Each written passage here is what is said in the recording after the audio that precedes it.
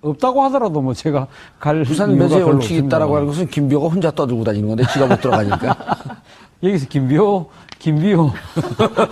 특정 있는 거론하시면 특정을 거론해줘 그러면은 부산 배제 원칙 있다고 저한테 얼마나 얘기했는데 너 청와대 안 가냐 그랬더니 부산 배제 원칙 때문에 전 못 갑니다. 네, 참고로 김비호 씨는 지금 부산의 영도와 동구의 당협위원장을 맡고 영도와 있습니다. 중구요. 영도 중구. 예. 죄송합니다. 예. 예, 더불어민주당 당협위원장. 예, 김무성 그 대표 의원한테 옥새 파동이 있음에도 불구하고 떨어졌다. 그래갖고 지금 4선 낙선 의원입니다. 4번 떨어졌어요. 가까운 사이신 거죠? 아니, 전혀 하고 잘안 가요. 아슬아슬한데, 이거. 명예훼손은 저를 고발해야지 뜹니다, 그분은. 예. 제가 알기로는 굉장히 가까우신 걸로. 그렇겠죠. 그러니까. 아니, 뭐, 누구는 이거 그 신문 조서도 공개하는데. 이런 공개를 왜 못해요? 이거 공개도 되는 거예요, 근데? 아니, 양 변호사님께 여쭤보고 싶었어요. 원래 피해자 신문 조서는, 그러니까 당사자, 그러니까 피사실, 그러니까 조사를 받은 사람이 자신의 방어권 행사를 위해서 열람하거나 복사할 수는 있어요. 그러니까요. 그런데 이게 언론에 공개되는 것은 어떤 사정인지 모르겠습니다. 원칙적으로 안 되는 걸로 알고 있습니다. 그래요? 그러면 공개 안 되는 거 갖고 우리가 방송하면 안 되잖아. 그만할까요, 이제? 근데 언론에 이미 나와버렸기 때문에 어느 방송에서 그렇게 신문에 이게 원래 이제 잡지 쪽이었죠. 출판에 공개가 된 사실 이 출판에서 이렇게 보도를 했다라는 거기 때문에 이거는 또 이제 다른 문제가 될 수 있고. 알겠습니다. 전문가분들 말씀 듣는데 시청자 여러분들께서도 샵 5400으로 다양한 의견 보내주시기 바라겠습니다. MC 패널 말 끊지 마십시오. 이런 거 보내지 마세요. 원래 패널도 그냥 놔두면 하루 종일 얘기합니다. 그래서 말을 좀 끊어야 돼요. 예. 그렇죠? 아니 저는 말이 긴 편이 아니지 않습니까? 그래요? 예, 자기 말 길다는 패널 하나도 없습니다. 저는 스스로 그렇게 항상 생각했어요. 예. 죄송합니다. 그럼 그러면서 5분들 얘기합니다. 아니 근데 저거 진짜 이상해요. 그러니까요. 그런데 나온 어디서 공개했어요, 공개를? 사실을 보면 대단히 충격적이에요. 그러니까 특히 이제 다른 거 다 떠나서 세월호 참사 당일 예. 몸이 안 좋아서 관저에서 업무를 보고 있었다. 이거 처음 알려진 사실이거든요. 예. 그러니까 국민들 입장에서는 여전히 밝혀지지 않은 세월호 7시간 관련해서 특히 황교안 총리 대통령 권한대행이 퇴임하면서 봉인을 30년 봉인 정부 기록물로 30년 봉인을 하고 떠나지 않았습니까? 그래서 이게 문재인 대통령도 후보 시절에 유세 과정에서 국회 요청해서 이 봉인 해제를 할 수 있도록 하겠다라고 했는데 그 사실이 알려졌기 때문에 국민들 입장에서는 대단히 충격적인 사실이 많이 알려진다. 그러니까 공개한 언론 입장에서는 이게 국민들의 알 권리 차원에서 공공성이 있기 때문에 이것은 알릴 필요가 있다. 이렇게 판단하지 않았을까 싶어요. 혹시 역공작전 아닐까요? 지나친 음모론은 경계합니다. 아니요, 왜 그러냐면, 네. 피곤해서 관저에 있었다. 지금 우리가 관저에서 무슨 일을 했냐라고 하는 거에 대해서 네. 무척 궁금해하고, 혹시 다른 일을 하지 않았냐. 그리고 막상 김장수 안보실장이 했을 때 관저에 없었다라고 하는 듯한 뉘앙스의 스토리들이 계속 나왔었단 말이에요. 대통령이 어디 계신지 몰라서 여러 군데로 팩스를 보냈다고 했었죠. 아니, 김정은 관저에 선생님. 있어서 관저에서 좀 쉬고 계시다 이렇게 얘기했었을 거 아니에요. 근데 그 확인이 안 된다는 표현을 썼어요. 당시에 그 국조특위 그 증인으로 예. 나왔을 때 김장수 안보실장이 주장했던 바는 당시 대통령이 어디 계신지 확인이 되지 않았기 때문에 관저에도 보내고 본관에도 보내고 여러 군데로 보냈었다라고 얘기를 했었죠. 아니, 비슷한 얘기들은 몇 번 나왔어요. 예. 그러니까 정호성 전 비서관 같은 경우에도 대통령이 그날 같은 경우에는 통상적으로 한 이틀 정도를 바깥에서 일을 보고 하루 정도는 휴식을 취하거나 아니면 관저에서 직무를 본다라는 얘기도 했었고, 그 안보실장 같은 경우에도 확인이 안 된다는 얘기가 평소에도 보고를 할 때 대면에서 보고를 했던 적은 없었고, 예. 팩스를 넣거나 문서를 어느 곳에 전달을 해놓으면 그 장소에 있는 사람이 가져다가 줬었다. 항상 평상시에도 그런 식으로 업무 처리를 했기 때문에 김정수 전 안보실장 입장에서도 이게 누가 거기에 있는지 모르지만 연락이 닿을 수 있는 곳에는 다 그냥 넣었던 것 뿐입니다. 그러니까 평소에도 그렇게 일을 했던 거예요, 박 전 대통령은. 차 교수님. 예. 그런데 이상한 점이 있죠. 우리가 또 음모론은 아니지만 추적하는 데는 또 달인들 아닙니까? 그러면은 그때 김기춘 비서실장의 말 한마디가 일파만파 세월호 7시간이라고 하는 하나의 고유명사를 만들어냈는데 예. 대통령이 어디인지 우리가 알 수 없습니다. 그렇죠. 확인되지 않았습니다. 확인할 수 없다고. 확인할 했죠. 수 없습니다. 예, 예. 관저에 있었던 사실이 그렇게 비밀인가요? 그 비밀 아니죠. 아니잖아요. 아니죠. 그렇기 그 때문에 의혹을 증폭시킨 건 자신들의 주장이었거든요. 그러니까 저는 사실 그 김기춘 비서실장이 그때 당시 국회에서 그렇게 발언했을 때 이분이 법률 전문가지 않습니까? 예. 그렇기 때문에 국회에서 위정을 하면 안 되니까 본인은 사실 알고 있음에도 불구하고 국가보안이라는 이유를 들어서 대통령의 실제 위치를 은폐하는 것이 아닌가 저는 그런 생각을 좀 했었거든요. 왜요? 관저에 있었던 게 은폐할 일인가요? 아니 그러니까 간지 안 있을 수도 있는데 그런 부분을 그러니까 본인이 발설할 수 없으니까 만약에 그 부분에 대해서 자신이 이야기를 알고 있음에도 다른 이야기를 하게 되면 본인이 위증죄에 걸리지 않습니까? 그렇기 때문에 국가 보안을 이유로 해서 대통령의 그 정확한 위치를 밝힐 수 없다고 이야기를 한 거죠. 저는 그런 생각이 좀 들더라고요. 그런데 지금 아직까지 뭐 그 세월호 7시간 동안 박근혜 전 대통령이 당시 어디 있었는지는 정확하게 모르지만 본인은 지금 간제에 있었다고 이야기를 하는 거 아닙니까? 예. 근데 이거는 검찰이 진술만 받은 거지 그걸 검증을 해본 적은 없지 않습니까? 그러니까 제 말씀은 예. 관저에 있었다라는 검찰 조서의 이 내용을 고지고대로 믿을 필요는 없지 않냐? 그렇죠. 이 부분 하니까 피의자 신문 조서라는 것 자체가 피의자가 검찰과의 그러니까 그 대면 수사 과정에서 예. 조사 과정에서 자신의 입장을 설명한 것이고 그 부분에 대해서 검찰이 기다 아니다를 검찰이 여러 가지 관련 증거를 통해서 입증을 하는 것이 재판에서 벌어지는 일상적인 행위 아닙니까? 기다 아니다는 뭐예요? 사실이다. 맞다 아니다. 맞다 아니다. 아, 맞다 아니다. 그렇다 아니다. 예, 그렇다 아니다. 아, 고향은 어디세요? 기다 아니다가 사투리인가요? 죄송합니다.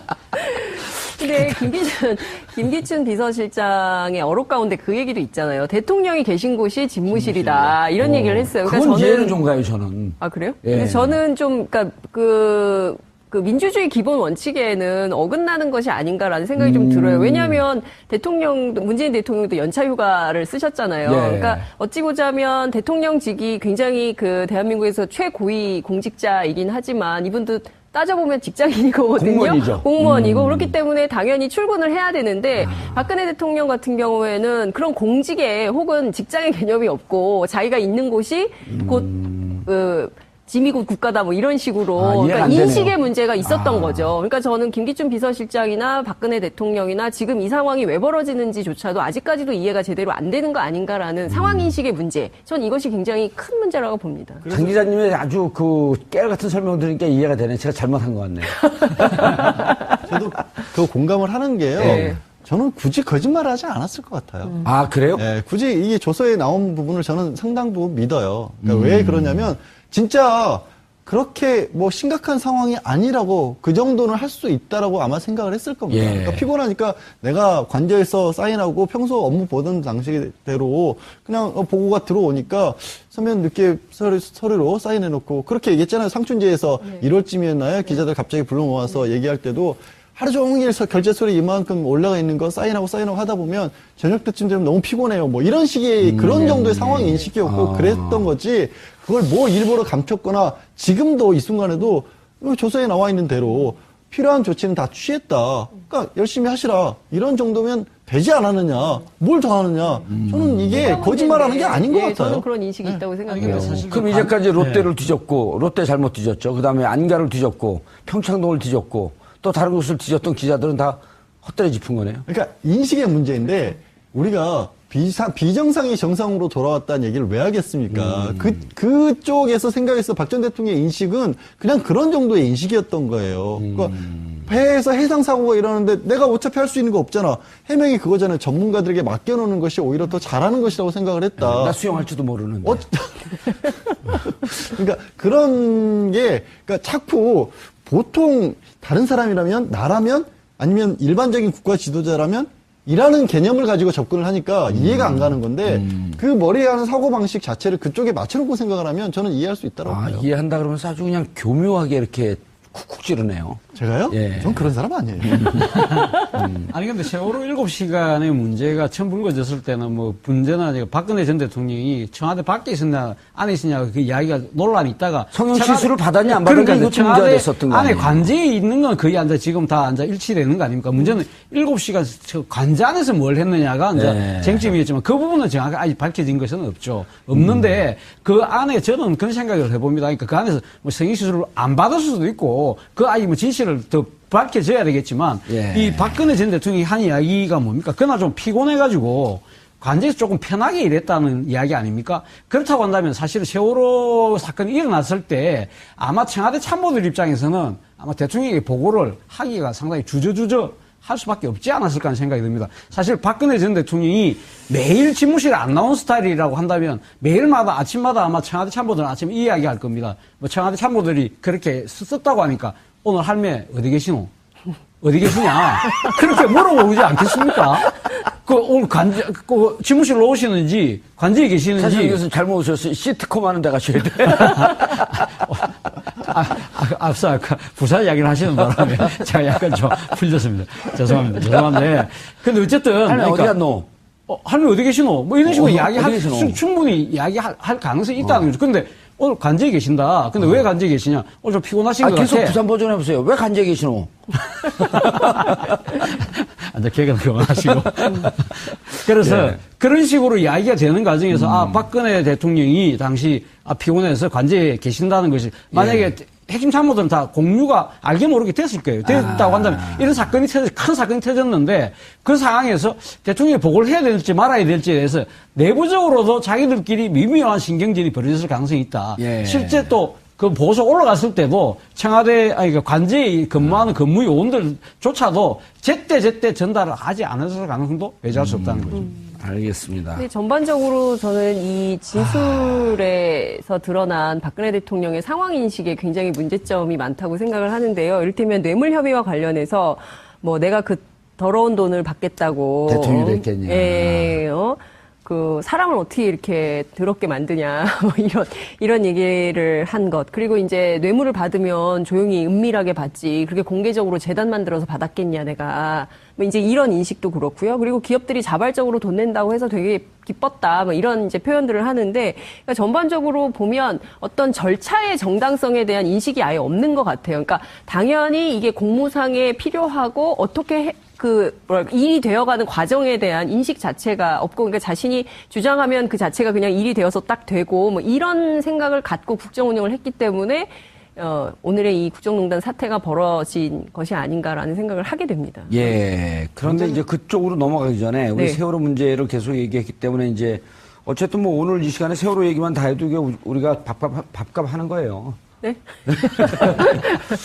2기 특조위에 대해서 대통령께서 네. 후보 시절에 공약도 했었어요. 4월 네. 16일 안산에 가서 네. 만약 국회에서 하지 않는다고 한다면 대통령 직속 특조위를 네. 구성하겠다. 근데 그것은 오늘 청와대가, 예. 그렇게 입장을 밝힌 바 없다고 공식 해명을 했는데요. 아니 4월 16일 날은 그렇게 분명히 안산 가서 말씀을 하셨어요. 그러니까 그 이후에 네. 대통령이 당선된 이후에 공식적인 업무로 그렇게 얘기는 하진 않았지만 그러니까 그 조국 민정수석에게 예. 업무 지시를 했죠. 세월호 재조사. 재조사 예. 했지만 네. 특조위에 대해서는 그런 것을 공식적으로 한 적은 없다. 네. 그런 뜻은 현재까지 없는 거로 네, 확인된 그러니까 거죠. 세월호 재조사는 지시를 한 것이고요. 세월호 재조사가 필요하다고 분명히 상황 인식을 하는데 그것을 어떤 방식으로 할 것인지 국회에서 제2기 특조위를 구성을 해서 법률적으로 특별법을 만들어서 할 것인지 아니면은 정부가 만들 건지에 대해서는 아직 공식적인 얘기는 안 나온 거죠. 구체적인 안은 그렇습니다. 없이 다만 네. 세월호 재조사 여기까지 지금 나와 있는 공식 입장인 거죠. 자, 윤석열 지검장의 미션이 여러 개가 있는데 일단 그 국정농단 사건에 대한 공소유지.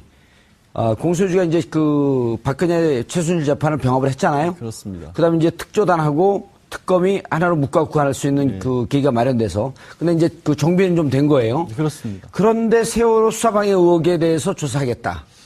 그러니까 이 부분은 사실 제대로 수사를 한 적이 없습니다. 그러니까 우병우 전 수석이 특별히 이제 문제가 되고 있는데 이게 뭐 야당에서도 그렇게 얘기를 하고 일각에서도 아니 그러면 기존에 검찰에서 수사한 부분을 다시 뒤집는 거 아니냐. 이건 수사권의 남용이라든가 아니면 청와대에서 수사 지휘를 하는 게 아니라 사실상. 근데 이 부분은 제대로 수사를 못한 거예요. 아예. 지난해 국정농단과 관련한 부분은 들여다봤지만 우 전 수석에 관련해서는 세월호 이렇게 당시에 광주지검에 외압을 넣었다던가 아니면 그거 말고 우병우 전 수석 말고 다른 부분 왜 세월호 특조위 같은 경우는 일기에 대해서 국가에서 저대로 지원도 안 했었고 사실상 급여도 끊어버리고 세월호 위원 중에서 당시 여당 몫으로 들어왔던 사람들 같은 경우는 사실상 그걸 거부를 하는 그런 자세들도 많이 보였단 말이에요. 그게 저는 세월호와 관련된 부분이 가장 참 답답하고 화가 나는 게 명명백백하게 뭐가 문제인지를 밝혀서 왜 그러면 국가에서 이런 부분 관리 감독이 없었고 왜 당시에는 해경이 제대로 출동을 못했고 구조선을 제대로 못 보냈고 상황에 아이들이 그렇게 정말 죽어나가는데 왜 아무도 뛰어들지 않았냐 그거를 밝히자는 거지 누구를 꼭 막 벌 주고 누구에게 책임을 묻고 이러자는 게 아니었잖아요 애초부터. 근데 그 당시 여권에서는 계속 그것들을 들춰내는 것 자체가 정치적으로 부담스럽다는 이유로 조사 자체를 막아버린 겁니다. 조사 자체를. 그 부분의 문제점을 다시 보자는 거예요. 아니, 그 지금도. 세월호 특조위 구성 같은 경우도 예를 들어 그 3월인가요? 그때 세월호 특조위 구성을 합의했고 그럼 막상 구성된 건 이제 4개월인가 5개월 정도 지난 다음에 멤버들 구성이 됐고 활동이 시작이 된 시점을 그때부터 계산을 하자라고 하는 게 야당의 주장이었고. 이거 당연하죠. 그러니까 뭘로 되냐면 세월호에 관한 법에서 예. 조사법에 대해서 특조위가 구성된 때부터 활동할 때부터 6개월인가로 정해놨는데 예. 그 법을 억지로 1년, 갖다가서 1년을 1년 하기로 했는데 법을 만들어진 때부터 한 겁니다. 그러니까 사실상 법만 만들어진다고 이게 구성되는 것도 아니고 일할 수 있는 것도 아니잖아요. 예. 법은 그렇게 만들어 놓고 4개월인가 5개월 지난 뒤에 겨우겨우 그때 인원 구성이 있었어도 가족을 넣을 것이냐 뭐 야당은 몇 명이 났냐 이런 거 가지고 다투다가 4개월 지나서 갑자기 만들었고 그때부터 이 시점을 준다 그래서 그 법을 만들어진 때부터 1년 지나니까 다 우리는 끝났다. 더 이상 못한다. 그래서 그때부터 사실상 조사를 못하게 막아버린 거 아니겠습니까? 예. 그런 부분에 있어서 문제점을 보겠다는 거죠. 아이의 생일은 태어난 때부터 아니에요. 근데 임신할 때부터 생일을 잡을 수는 없는 거 아니에요? 이거는 임신할 때부터 한 게 아니라요. 예. 결혼식 올릴 때부터 한 거예요. 법 만들었으니까. 공식적인 부부니까. 오늘 밥값하셨어요. 긴지 아닌지는 잘 모르겠지만. 그러니까 웃으면 안 되는데 어이가 없어서 웃는 겁니다. 사실 저도 이 상황이. 그 사람들이? 예, 그때 했던 일들 자체가. 아니, 말 자체가 처음에 유가족이나 야권에 대해서도, 그러니까 세월호 특조위에 대해서도 수사권을 어느 정도 줘야 된다는 얘기를 할 때 네. 이런 식으로 얘기를 했잖아요. 왜 피해자한테 수사권을 주냐. 근데 피해자가 그럼 온 국민이 피해자인 거예요, 사실은. 그 말 자체에서 자신들이 가해자라는 걸 스스로 인정하는 얘기인데도 불구하고 그런 식의 화법을 썼어요. 아니, 수사권, 기소권 얘기할 때마다 그 얘기 했잖아요. 대통령 하겠다는 거 아니냐. 복수하겠다는 거 아니냐. 그런 발상을 한다는 것 자체가 너무 어이없는 거죠. 말씀드린 것처럼 그게 문제가 아닌데 나라를 제대로 세우자는 건데 뭐가 문제인지 알아야 다시는 그런 일이 발생하지 않도록 하자는 건데 그걸 꼭 복수, 정치적 보복 이런 관념만 들어있었다라는 거죠. 사람들의 예, 머리에. 알겠습니다. 차 교수님. 예. 오늘 구경하러 나오신 거 아닐 거고요. 예. 질문을 못해서 죄송합니다. 죄송합니다. 제가 예. 너무 열을 내가지고. 최순실 씨에 대해서 예. 뇌물 부분도 좀 이게 좀 말이 이 검찰 조사 받으면서 이렇게 하면은 우리 같은 사람들 이렇게 얘기하면 검찰한테 때리는데. 요즘 세상에 일반 피의자더라도 검찰이 예. 손을 대면 그럼요. 검찰이 쇠고랑 차야죠. 그렇더라고요. 예. 예. 수갑차집도 쇠고랑을 찹니까? 참 이상한 표현을 많이 쓰네. 아니 쇠고랑이라는 표현은 언론 용어로도 많이 씁니다. 그래요? 예, 알겠습니다. 그 더러운 돈 받겠다고 사람을 어떻게 이렇게 더럽게 만드느냐. 뇌물을 받는다면 몰래 받지. 다른 공익자들 만들어서 받겠느냐. 예. 이렇게 진술을 했다 그래요. 그렇죠. 어제 사실 박근혜 전 대통령의 1차 공판이 있지 않습니까? 거기서도 비슷한 거기서 비슷한 유영아 변호사가 한 이야기가 그거 아닙니까? 예. 어떻게 재단 돈 이렇게 내놓은 거, 그걸 우리가 어떻게 그걸 갖고 쓸 수 있느냐. 그리고 삼성하고 지금 뇌물 받았다고 하지만 구체적인 정황 있냐. 정황 없지 않느냐. 그러면서 지금 검찰이 공소장에 기술한 이 혐의 사실에 대한 증거라는 것이 결국 언론 기사밖에 더 있느냐. 언론 보도밖에 더 있느냐. 그럼 언론 보도에 의해서 공소를 제기했다고 한다면, 그럼 언론 보도에서 이번에 거론된 한웅재, 이원석 부장검사들은, 그럼 당연히 수뢰죄로 기소를 해야 되는 거 아니냐. 그렇게 역으로 받아칠 정도로 상당히 강하게 나왔거든요. 그러니까 박근혜 전 대통령 입장은 일관되지 않습니까? 자신은 단 한 푼도 받은 적이 없다. 내 주머니로 들어온 거 있느냐. 있느냐. 그렇게 물어보는 거죠. 그리고 만약에 했다고 한다면, 자신의 비선도 아닌 시녀 같은 최순실이 나를 내 몰래 챙긴 거, 그거는 내가 모를 수 있다. 그 정도까지만 지금 자신이 딱 허용할 수 있는 선을 그어놓고 그 이후에는 절대 밖으로 안 넘어가는 거죠. 지금. 예. 처음서부터 계속 네.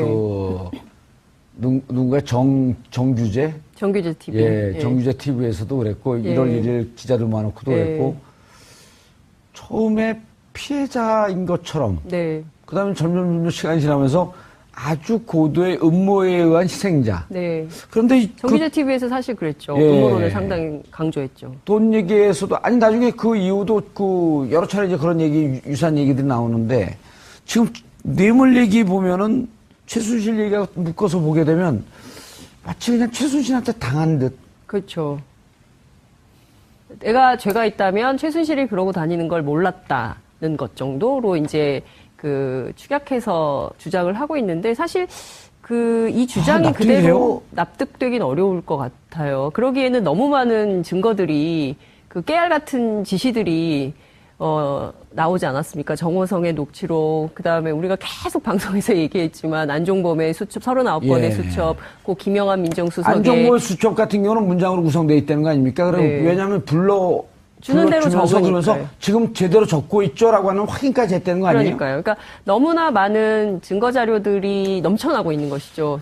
검찰 주장대로 증거는 차고 넘치는데 본인의 주장은 계속 이렇게 하고 싶지만 글쎄요. 이런 주장이 통할 것 같지는 않습니다. 예. 하는 과정에서. 그 증거가 차고 넘친다지만 증거가 차고 넘치는 거 외에도 말입니다. 지금 그만 최순실 씨가 이 자신이 비선이 아니었고 나서지 않는 사람이었기 때문에 네. 자신은 뭐 최순실에 대해서 아무런 뭐 편의를 봐준 거 없다고 이야기하지만 그러면 이런 것들을 어떻게 설명할까요? 최순실의 그 학부모에서 알게 된 KD 코퍼레이션 같은 데다가 이 납품을 지시하도록 한 것들, 그리고 미얀마 대사를 최순실을 추천받아서 미얀마 대사를 임명한 것들, 또 미사리 땅 개발 정보를 전해준 거, 이런 것들은 그러면 너무 이뻐서 그러면 자신이 일부러 챙겨준 건가요?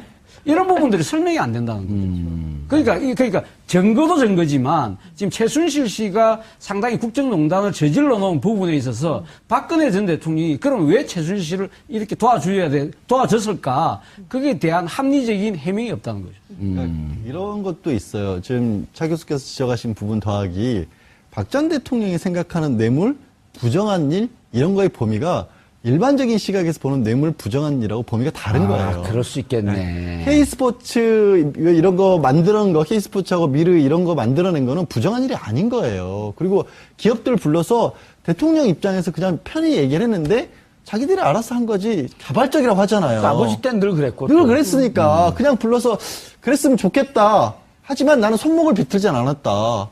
안 내놓는다고 내가 뭔가 하려고 한 것도 아니었고 정말 나는 그냥 해줬으면 좋겠다 그러는데 알아서 민원을 들어준 줬는데 건 어떻게 설명을 해요? 예? 민원을 들어준 건 어떻게 설명을 해요? 민원을 그러니까 그거 얘기했잖아요.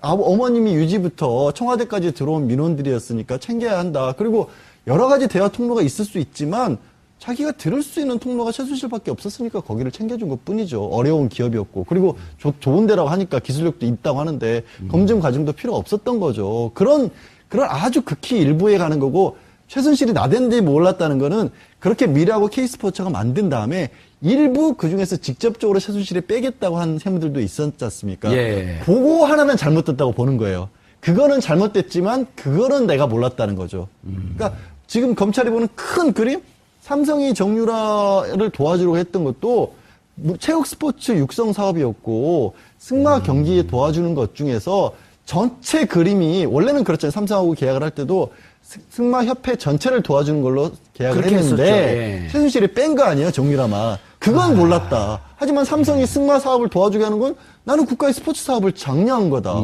이렇게 생각하는 거예요. 본인은. 핵심은요, 방금 전에 나왔지만 최순실에게 속았다는 생각에 참담한 심정이며 이런 사정을 몰락해서 마음이 아팠다. 이건 앞으로 재판을 어떻게 받겠다라고 하는 처음서부터 이건 내 입장은 어떻게 돼야 되겠다라고 변호인하고 좀 의논이 된 바 아닐까요?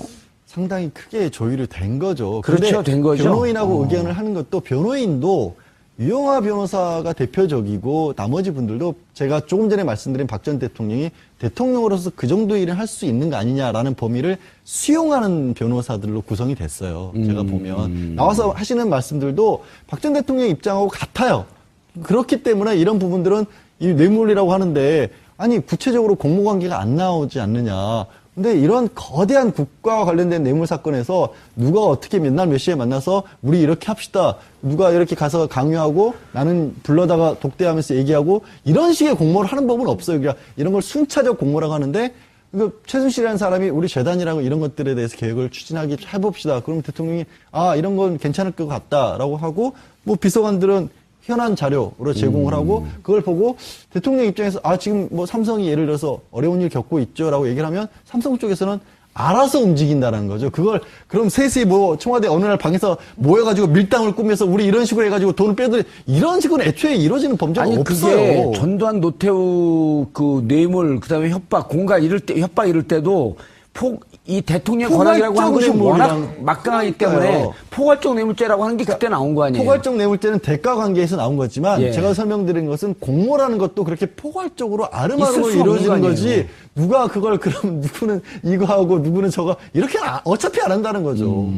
그렇지 않습니까? 사실 상식적으로 봐도. 예. 저는 그러니까 시종일관 박근혜 전 대통령의 재판 전략은 이게 법률적으로 다퉈봐야 승산이 있을 수 없다. 결과적으로는 정치적 정치적으로 돌파하지 않으면 안 된다. 그러니까 그날도 재판, 어제 첫 재판이었지만 지지자들이 한 100여 명이 몰려 나와서 그렇죠. 또 무죄를 주장하지 않았습니까?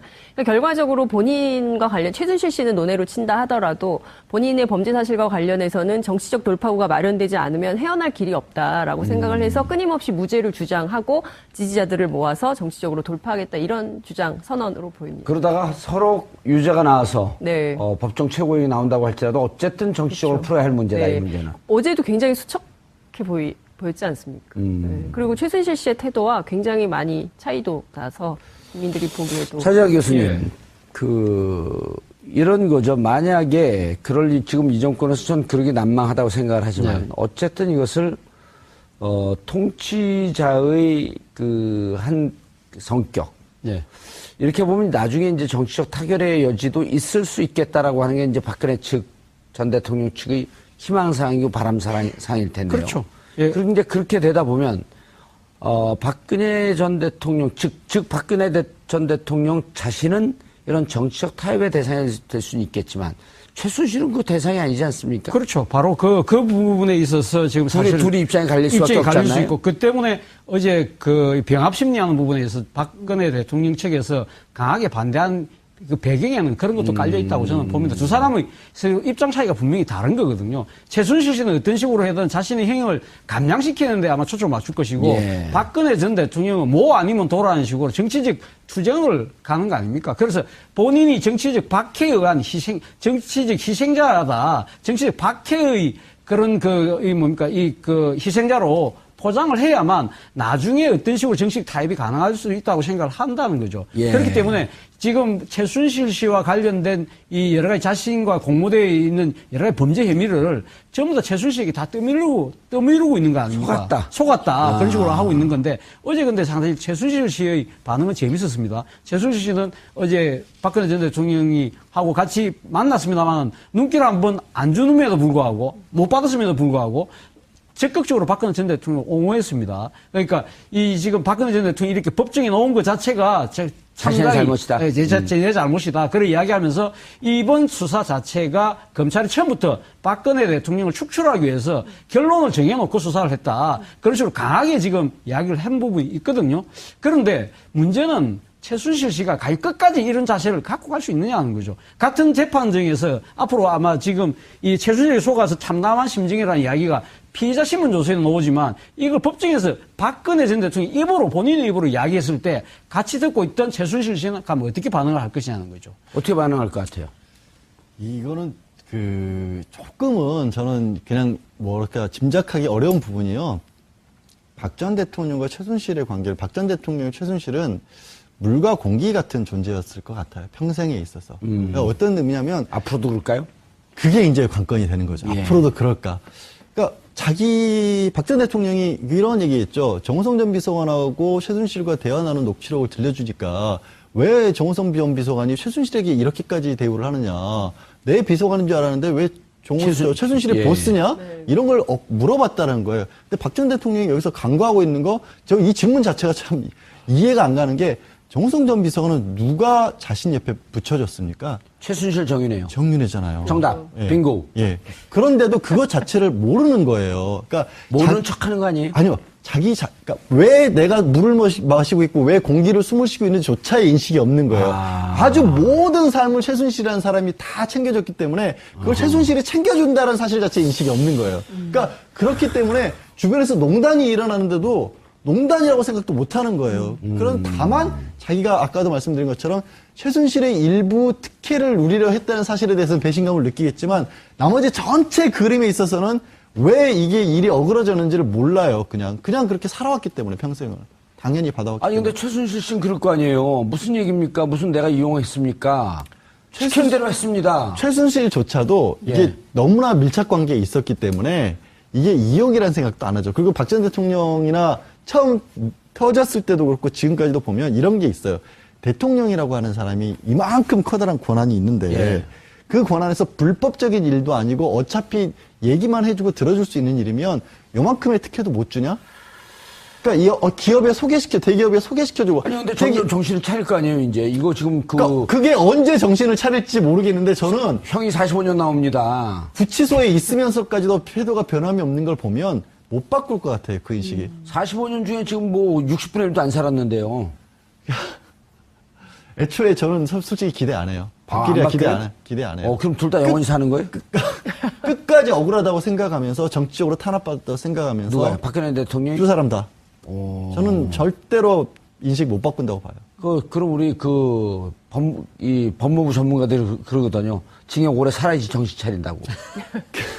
그러니까 진짜 저는 최고형까지도 저는 예상해요. 그래요. 아니, 이렇게 되면 이게 오히려 재판이 정말 깔끔하게 끝나기 위해서는 박근혜 전 대통령 입장에서 나는 속았다, 당했다. 최순실 입장에서 무슨 얘기입니까? 시키는 대로 했습니다. 이러면서 균열이 돼야지 재판이 이루어지는 거거든요. 그 얘기를 참 많이들 하시고 법조인들도 굉장히 많이 이제는 그럴 때가 됐다. 예. 이른바 공범과의 딜레마 이런 거, 예. 죄수의 딜레마 이런 것도 나올 것이다라고 생각하는데 저는 그 가능성을 별로 높게 안 봐요. 끝까지 두 사람도 안 변할 겁니다, 아마.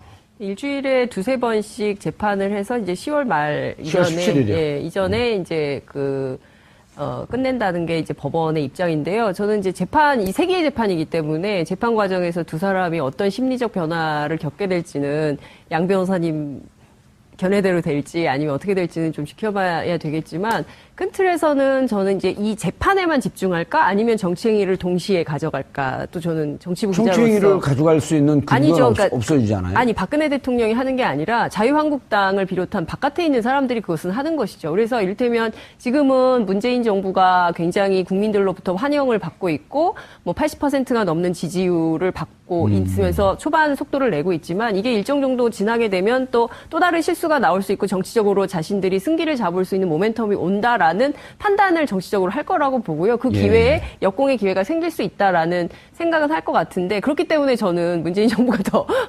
국민들이 요구하는 개혁 정책들을 드라이브를 걸면서 국민 지지를 많이 받아야 반대의 경우가 생기지 않은 그런 상황이 될 거다. 알겠습니다. 어제 첫 공판 조금 검찰 박근혜 그다음 최순실 재판장의 입장을 조금 정리를 좀 해주시죠. 예. 일단 최순실 조금 전에 말씀하신 걸 이어서 말씀드려요. 최순실 씨 같은 경우 왜 제가 안 바뀔 것 같다고 얘기하냐면 끊임없이 정치적 논리만 만들어내고 있어요. 어제 공판장에서도 아까 나왔죠. 한웅재 검사가 수사할 때부터 대통령을 축출하기로 결정을 해놓고 벌인 수사다. 그리고 지난번 19일 날은 고영태와 윤석열 검사가 상의를 했다. 내가 들은 얘기가 있다. 이런 얘기를 계속하고 있어요. 최순실은 적극적으로 반론 아닌 반론을 했는데 구치소에 있고 오가면서 혼자 생각할 시간 많을 텐데 계속 저런 식의 생각들만 하고 있는 거예요.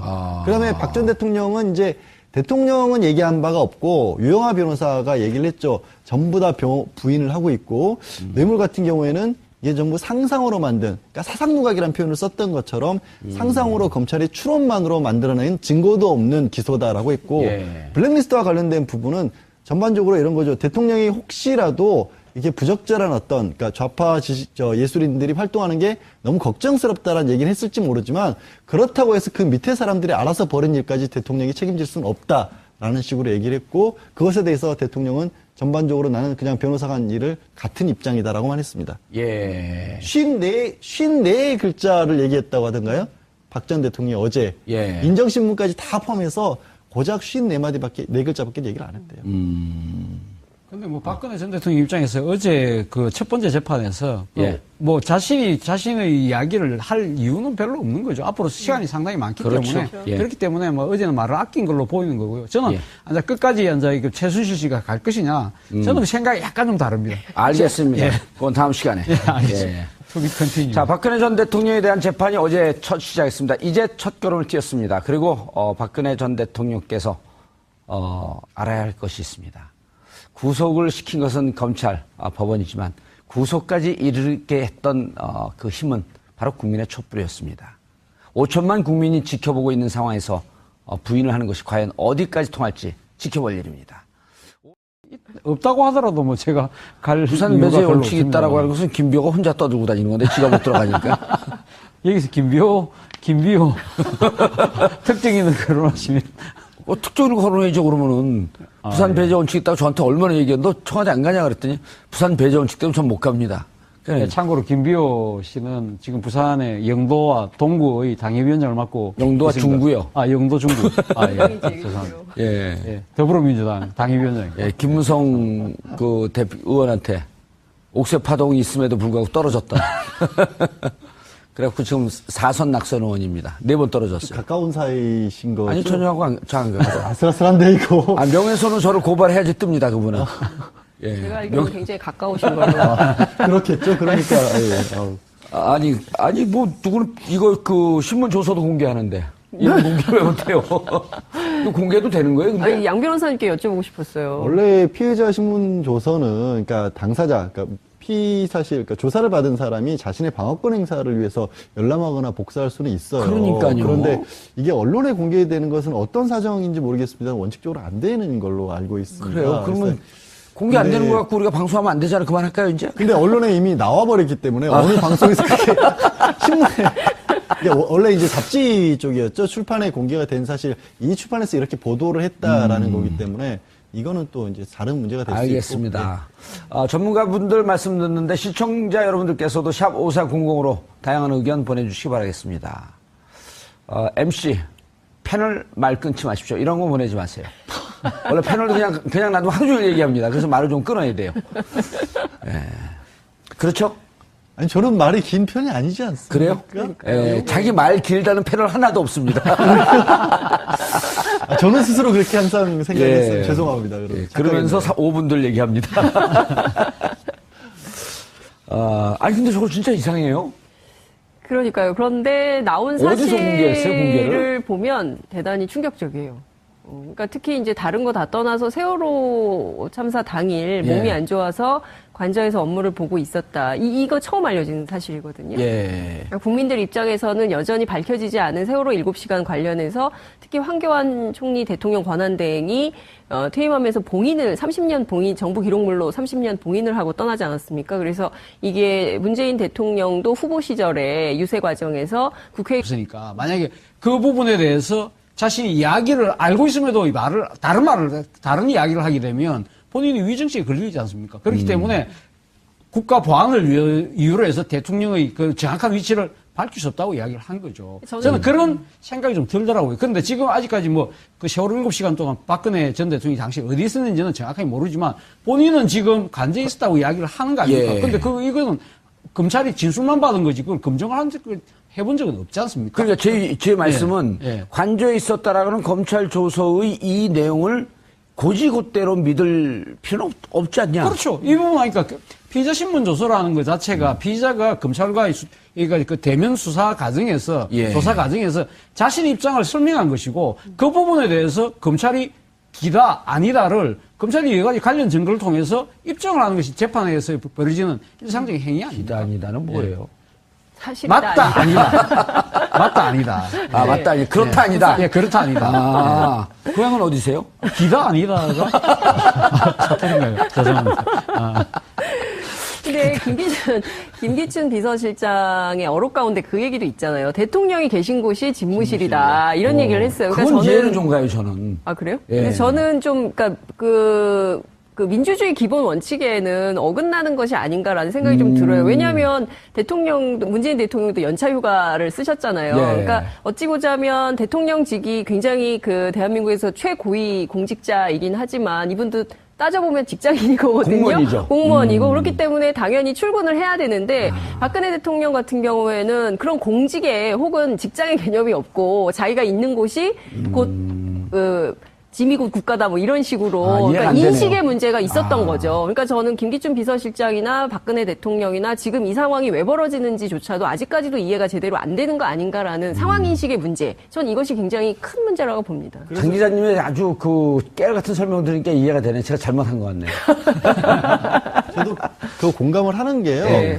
저는 굳이 거짓말을 하지 않았을 것 같아요. 아, 그래요? 예, 굳이 이게 조서에 나온 부분을 저는 상당 부분 믿어요. 그러니까 왜 그러냐면 진짜 그렇게 뭐 심각한 상황이 아니라고 그 정도는 할 수 있다라고 아마 생각을 했을 겁니다. 예. 그러니까 피곤하니까 내가 관저에서 사인하고 평소 업무 보던 방식대로 그냥 보고가 들어오니까 서면 늦게 서류로 사인해놓고 그렇게 얘기했잖아요. 상춘제에서 1월쯤이었나요? 기자들 갑자기 불러 모아서 얘기할 때도 하루 종일 결제 서류 이만큼 올라가 있는 거 사인하고 하다 보면 저녁 때쯤 되면 너무 피곤해요. 뭐 이런 식의 그런 정도의 상황 인식이었고 그랬던 거지 그걸 뭐 일부러 감췄거나 지금도 이 순간에도 조서에 나와 있는 대로 필요한 조치는 다 취했다. 그러니까 열심히 하시라. 이런 정도면 되지 않았느냐. 뭘 더 하느냐. 저는 이게 거짓말하는 게 아닌 것 같아요. 저는 그런 인식이 있다고 생각해요. 사실 그럼 이제까지 롯데를 뒤졌고, 롯데 잘못 뒤졌죠. 그 다음에 안가를 뒤졌고, 평창동을 뒤졌고, 또 다른 곳을 뒤졌던 기자들은 다 헛되이 짚은 거네요. 그러니까 인식의 문제인데 우리가 비정상이 정상으로 돌아왔다는 얘기를 왜 하겠습니까? 그쪽에서 생각해서 박 전 대통령의 인식은 그냥 그런 정도의 인식이었던 거예요. 그러니까 배에서 해상 사고가 일어나는데 내가 어차피 할 수 있는 거 없잖아. 해명이 그거잖아요. 전문가들에게 맡겨놓는 것이 오히려 더 잘하는 것이라고 생각을 했다. 나 수영할지도 모르는데. 그러니까 그런 게 그러니까 자꾸 보통 다른 사람이라면 나라면 아니면 일반적인 국가 지도자라면 이라는 개념을 가지고 접근을 하니까 이해가 안 가는 건데 그 머리에 하는 사고방식 자체를 그쪽에 맞춰놓고 생각을 하면 저는 이해할 수 있다고 봐요. 이해한다 그러면서 아주 그냥 교묘하게 이렇게 쿡쿡 찌르네요. 제가요? 예. 전 그런 사람 아니에요. 아니 근데 세월호 7시간의 문제가 처음 불거졌을 때는 뭐 문제는 아니고 박근혜 전 대통령이 청와대 밖에 있었냐 안에 있었냐 그 이야기가 논란이 있다가 성형 시술을 받았냐 안 받았냐 이것도 문제가 청와대 됐었던 거 안에 아니에요? 관제에 있는 건 거의 지금 다 일치되는 거 아닙니까? 문제는 7시간 저 관제 안에서 뭘 했느냐가 네. 쟁점이었지만 그 부분은 정확하게 아직 밝혀진 것은 없죠. 없는데 그 안에 저는 그런 생각을 해봅니다. 그러니까 그 안에서 뭐 성형 시술을 안 받았을 수도 있고 그 아직 뭐 진실을 더 밝혀져야 되겠지만 예. 이 박근혜 전 대통령이 한 이야기가 뭡니까? 그날 좀 피곤해가지고 관제에서 조금 편하게 일했다는 이야기 아닙니까? 그렇다고 한다면 사실은 세월호 사건이 일어났을 때 아마 청와대 참모들 입장에서는 아마 대통령에게 보고를 하기가 상당히 주저주저 할 수밖에 없지 않았을까 하는 생각이 듭니다. 사실 박근혜 전 대통령이 매일 집무실에 안 나온 스타일이라고 한다면 매일마다 아침마다 아마 청와대 참모들은 아침에 이 이야기 할 겁니다. 뭐 청와대 참모들이 그렇게 썼다고 하니까 오늘 할매 어디 계시노? 어디 계시냐? 그렇게 물어보지 않겠습니까? 오늘 그 집무실로 오시는지, 관제에 계시는지. 사실 이것은 잘못 오셨어요. 시트콤 하는 데 가셔야 돼요. 앞서 아까 부산 이야기를 하시는 바람에 제가 약간 좀 풀렸습니다. 죄송한데. 근데 어쨌든. 할매 어디 갔노? 할매 어디 계시노? 뭐 이런 식으로 계시노? 충분히 이야기할 가능성이 있다는 거죠. 근데 오늘 관제에 계신다. 근데 왜 관제에 계시냐? 오늘 좀 피곤하신 것 같아. 계속 부산 버전 해보세요. 왜 관제에 계시노? 이제 개그는 그만하시고. 그래서 그런 식으로 이야기가 되는 과정에서 박근혜 대통령이 당시 피곤해서 관제에 계신다는 것이 만약에 핵심 참모들은 다 공유가 알게 모르게 됐을 거예요. 됐다고 한다면 이런 사건이 큰 사건이 터졌는데 그 상황에서 대통령이 보고를 해야 될지 말아야 될지에 대해서 내부적으로도 자기들끼리 미묘한 신경질이 벌어졌을 가능성이 있다. 예. 실제 또 그 보고서 올라갔을 때도 청와대 관제에 근무하는 근무 요원들조차도 제때 전달을 하지 않았을 가능성도 배제할 수 없다는 거죠. 알겠습니다. 근데 전반적으로 저는 이 진술에서 드러난 박근혜 대통령의 상황 인식에 굉장히 문제점이 많다고 생각을 하는데요. 이를테면 뇌물 협의와 관련해서 뭐 내가 그 더러운 돈을 받겠다고 대통령이 됐겠냐. 그 사람을 어떻게 이렇게 더럽게 만드냐 뭐 이런 얘기를 한 것. 그리고 이제 뇌물을 받으면 조용히 은밀하게 받지 그렇게 공개적으로 재단 만들어서 받았겠냐 내가 뭐 이제 이런 인식도 그렇고요. 그리고 기업들이 자발적으로 돈 낸다고 해서 되게 기뻤다 뭐 이런 이제 표현들을 하는데 그러니까 전반적으로 보면 어떤 절차의 정당성에 대한 인식이 아예 없는 것 같아요. 그러니까 당연히 이게 공무상에 필요하고 어떻게 일이 되어가는 과정에 대한 인식 자체가 없고, 그러니까 자신이 주장하면 그 자체가 그냥 일이 되어서 딱 되고, 뭐 이런 생각을 갖고 국정 운영을 했기 때문에, 오늘의 이 국정농단 사태가 벌어진 것이 아닌가라는 생각을 하게 됩니다. 예. 그런데 이제 그쪽으로 넘어가기 전에 우리 세월호 문제를 계속 얘기했기 때문에 이제 어쨌든 뭐 오늘 이 시간에 세월호 얘기만 다 해도 이게 우리가 밥값 하는 거예요. 네? 이기 특조위에 대해서 대통령께서 네. 후보 시절에 공약도 했었어요. 4월 네. 16일 안산에 가서 네. 만약 국회에서 하지 않는다고 한다면 대통령 직속 특조위를 네. 구성하겠다. 근데 그것은 오늘 청와대가 예. 그렇게 입장을 밝힌 바 없다고 공식 해명을 했는데요. 아니 4월 16일 날은 그렇게 분명히 안산에 가서 말씀을 하셨어요. 그러니까 그 이후에 네. 대통령이 당선된 이후에 공식적인 업무로 그렇게 얘기는 하진 않았지만 그러니까 그 조국 민정수석에게 예. 업무 지시를 했죠. 세월호 제조사. 재조사 예. 했지만 네. 특조위에 대해서는 그런 것을 공식적으로 한 적은 없다. 네. 그런 뜻은 현재까지는 없는 거로 네, 확인된 그러니까 거죠. 이렇게 세월호 제조사는 지시를 한 것이고요. 세월호 제조사가 필요하다고 분명히 상황 인식을 하는데 그것을 어떤 방식으로 할 것인지 국회에서 특히 요청해서 이 봉인 해제를 할 수 있도록 하겠다라고 했는데 그 사실이 알려졌기 때문에 국민들 입장에서는 대단히 충격적인 사실이 많이 알려진다. 그러니까 공개한 언론 입장에서는 이게 국민들의 알 권리 차원에서 공공성이 있기 때문에 이것은 알릴 필요가 있다. 이렇게 판단하지 않았을까 싶어요. 혹시 역공 작전 아닐까요? 지나친 음모론은 경계합니다. 아니요, 왜 그러냐면 네. 피곤해서 관저에 있었다. 지금 우리가 관저에서 무슨 일을 했냐라고 하는 거에 대해서 네. 무척 궁금해하고 혹시 다른 일을 하지 않았냐. 그리고 막상 김장수 안보실장이 했을 때 관저에 없었다라고 하는 듯한 뉘앙스의 스토리들이 계속 나왔었단 말이에요. 대통령이 어디 계신지 몰라서 여러 군데로 팩스를 보냈다고 했었죠. 아니 김정은 관저에 선생님. 있어서 관저에서 좀 쉬고 계시다 이렇게 얘기했었을 거 아니에요.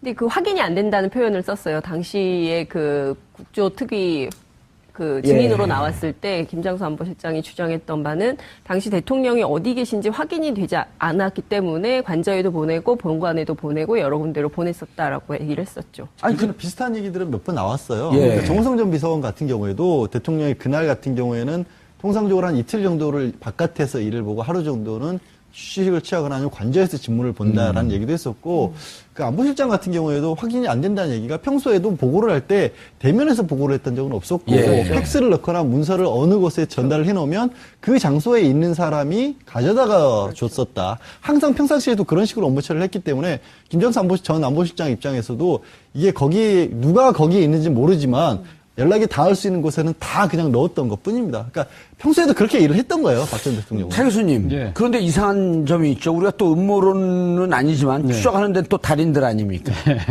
그러면은 그때 김기춘 비서실장의 말 한마디가 일파만파 세월호 7시간이라고 하는 하나의 고유명사를 만들어냈는데 예. 대통령이 어디인지 우리가 알 수 없습니다. 그렇죠. 확인되지 않았습니다. 확인할 수 없다고. 확인할 했죠. 수 없습니다. 예, 예. 관저에 있었던 사실이 그렇게 비밀인가요? 그 비밀 아니죠. 아니잖아요. 아니죠. 그렇기 그 때문에. 의혹을 증폭시킨 건 자신들의 주장이었거든요. 그러니까 저는 사실 그 김기춘 비서실장이 그때 당시 국회에서 그렇게 발언했을 때 이분이 법률 전문가지 않습니까? 예. 그렇기 때문에 국회에서 위정을 하면 안 되니까 본인은 사실 알고 있음에도 불구하고 국가보안이라는 이유를 들어서 대통령의 실제 위치를 은폐하는 것이 아닌가 저는 그런 생각을 좀 했었거든요. 왜요? 관저에 있었던 게 은폐할 일인가요?